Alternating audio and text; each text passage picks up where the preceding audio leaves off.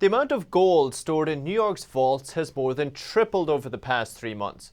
More than 20 million ounces arrived into the city from overseas this spring. You can see from the graph it's quite the jump.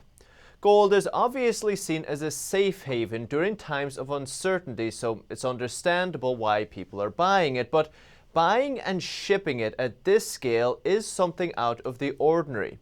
So to explain the new gold rush, we have our resident prospector and author of The China Crisis, James Gorrie. James, thanks so much for coming on.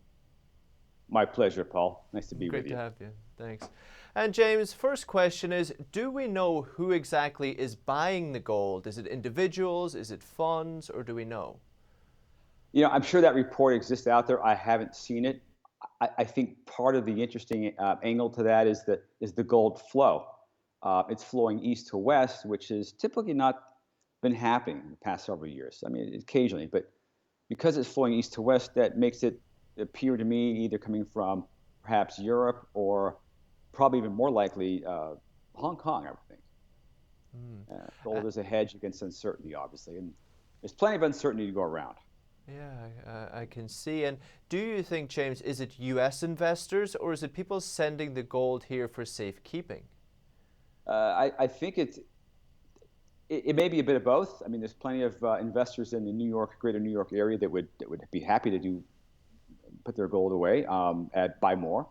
The context of this is really, I think, two things: is the uncertainty of going on in the world with whether Hong Kong, Europe, China, the U.S. even. So I would certainly think there's plenty of people buying gold here, but again, a lot of it's flowing from the east. And so I think it may be a significant portion. At least I wouldn't be surprised if it's coming from Hong Kong, given the very unstable situation there. It's deteriorating. I think we can all see that. It's very true. And I spoke with a trader just yesterday and asking him how it was going. Did he have any Right. plans, any strategy for coming up? And I mentioned to him about gold. I mentioned about your article actually to him. And he was concerned that if the prices of the dollar falls or the stock market starts to fall again, that the price of gold will fall with it. This was a trend that he started to see recently. It was kind of run counter to what we've seen, historically.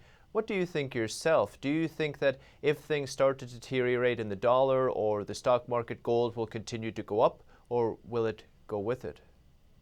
Gold has typically tracked money supply. So, I mean, there are times when it lags, but it makes up for that. It corrects itself fairly quickly. So I would suggest that with the money supply expanding as it is, the M2, I don't see gold going too much lower unless there's some manipulation going on, and that could be.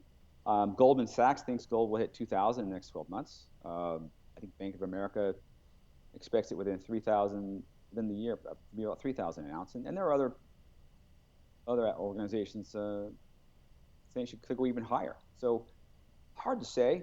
And at the same time, look, we're in the sense of in the middle of a recession.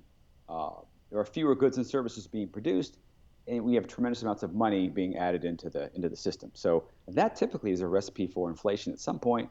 Whether or not that happens sooner or later remains to be seen. But as far as gold prices, I would suspect they'll go higher as other assets deteriorate.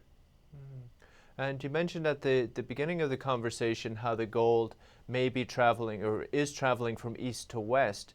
Do you see, I know you kind of studied China really in depth, what is the most significant developments between China and Hong Kong? Do you see a lot of capital outflows in the past few weeks? Have we hit that point yet? I think there has been. I would expect more.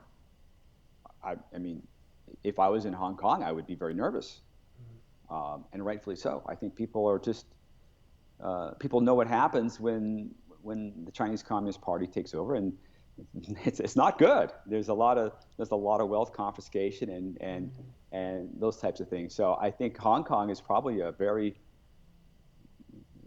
good candidate for a lot of outflow. I think it just makes perfect sense. I could imagine as well. Yeah. James, that's very interesting. We'll keep an eye on the gold. I'll see if I can get my hands on some myself.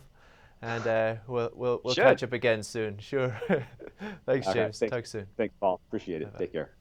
Bye bye.